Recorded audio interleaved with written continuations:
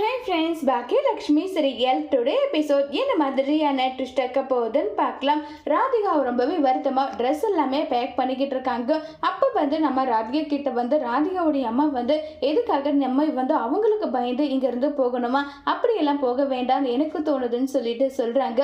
எனக்கு இதில் கொஞ்சம் கூட விருப்பம் இல்லைம்மா, எனக்கு அங்கே இருக்கிறதுல கொஞ்சம் கூட விருப்பம் இல்லை நல்லா சொல்லிட்டு ரொம்பவே வருத்தமாக ஃபீல் பண்ணி எல்லாம் பேசிகிட்டு இருக்காங்க.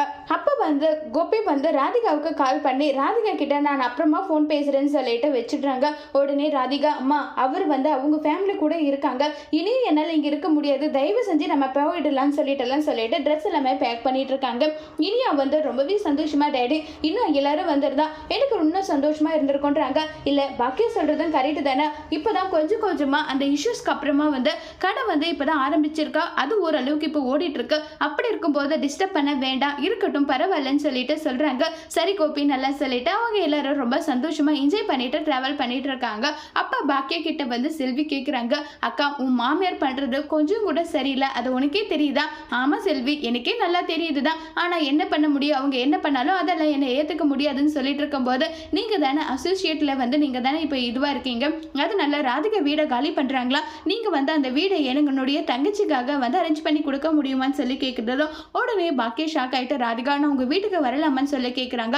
இல்லை வீட்டுக்கெல்லாம் வேண்டாம், நான் அங்கே பார்க்குக்கு வந்துடுறேன்னு சொல்லிட்டு நடந்தது எல்லாம் சொல்லி ராதிகா ஃபீல் பண்ணுறாங்க. உடனே ராதிகா கிட்ட பாக்கிய நீங்கள் அப்படி ஒன்றும் அவசரப்பட்டு எதுவும் ஒரு முடிவு எடுக்காதீங்க, நான் சொல்கிறத கேளுங்கன்னு சொல்லி சொல்கிறாங்க.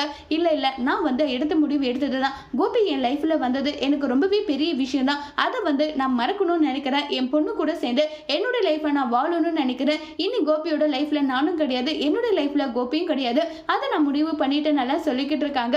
இதை கேட்டதுமே பாக்கிய பயங்கரமா மனசு ஒடிஞ்சு போயிடுறாங்க. இன்னொரு பக்கம் ஈஸ்வரி நீ இனிமே எங்களை தவிர வேற எங்கேயும் போகக்கூடாது, ராதிகாவை டைவர்ஸ் பண்ணியே ஆகணும்னு சொல்லிட்டு சத்தியம் வாங்குறாங்க. கோபியை சத்தியம் செஞ்சு கொடுக்குறாங்க. அதோட இந்த எபிசோட முடிச்சிருக்காங்க.